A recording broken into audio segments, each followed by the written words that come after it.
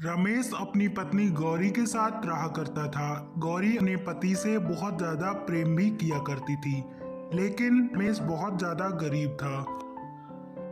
रमेश बहुत ज्यादा मेहनती व्यक्ति भी था। वह अपने खेतों में बहुत ज्यादा मेहनत किया करता था, फसल उगाता था और बाजार में बेच के अपने घर का खर्चा कर लिया करता था। रमेश की पत्नी गौरी बहुत ज्यादा स्नेही महिला थी। गौरी अपनी गरीबी से मन हटाने के लिए अपने घर का काम करती रहती थी। गौरी, जल्दी से खाना लगा दो, मुझे बहुत जोरों की भूख लगी है। अच्छा, तो आप जल्दी जाओ और मुंह धुलकर आ जाओ। मैं तब तक आपके लिए खाना लगाकर तैयार कर देती हूँ। जल्दी से खाकर बताओ कि आज खाना कैसा बना है। वैसे तो मैंने बहुत ज्यादा अपने मन से खाना बनाया है।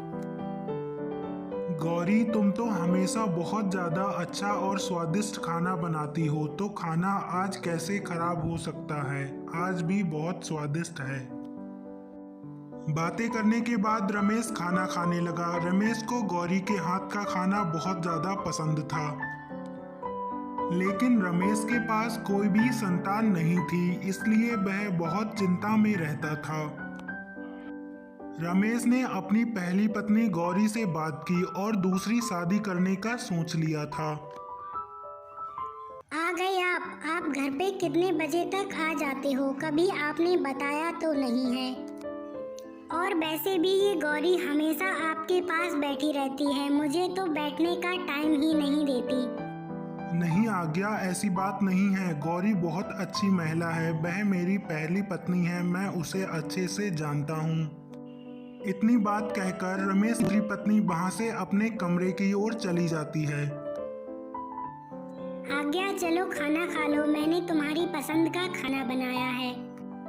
आज्ञा, चलो खाकर बताना कि खाना मैंने कैसा बनाया है। मुझे पता है कि तुम मुझसे बहुत ज्यादा नाराज हो। गौरी, जिस घर में मुझे 2 वक्त का खाना अच्छे से नहीं मिल पाता है, उस घर में मुझे पसंद का खाना कहाँ मिलेगा? गौरी बेचारी चुपचाप आज्ञा के कमरे से चली जाती है और कुछ भी नहीं कह पाती। अगले दिन रमेश जब घर वापस आता है तो रोज की तरह वह गौरी से खाना मांगता है। आप घर के खर्चे के लिए सारा पैसा गौरी को दे देते हो, मुझे कभी भी पैसा नहीं देते हो। आज्ञा, ऐसी बात नहीं है। जब तुम्हें अपने मेकअप करने से छुट्टी मिले तभी तो मैं तुम्हें पैसे दूंगा। अब आप लोग चुप भी हो जाओ या लड़ते ही रहोगे? चलो चुपचाप बैठकर खाना खा लो। पैसे की बात है तो आज्ञा तुम ले लिया करो, घर का राशन केवल रख दिया करो लाकर। अगले दिन रमेश घर के बाहर बैठा था तो आज्ञा उसके पास पहुंची और कहा, रमेश, मुझे तो लगता है जितने पैसे आप देते हो उतने पैसे सारे गौरी खर्च कर लेती है। तुम बिल्कुल ठीक कह रही हो आज्ञा, आज के बाद मैं गौरी को एक भी पैसा नहीं दूंगा। सुनो गौरी, आज के बाद मुझे खाना देने मत आना, क्योंकि मैं तुम्हारे हाथों का खाना खा कर थक चुका हूँ। आज से मुझे आज्ञा खाना बनाएगी। रमेश की यह बात गौरी को ठीक नहीं लगी और वह चली गई। आज्ञा, जल्दी से मुझे खाना लगा दो, मुझे भूख लग रही है।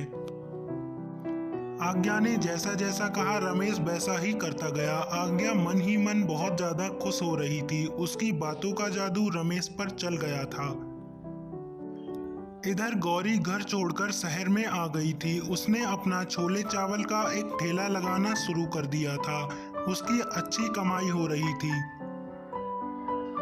धीरे धीरे गौरी के ठेले के छोले चावल बहुत ज्यादा प्रसिद्ध होने लगे। अब गौरी बहुत अच्छा पैसा कमा रही थी। गौरी खुश भी रहती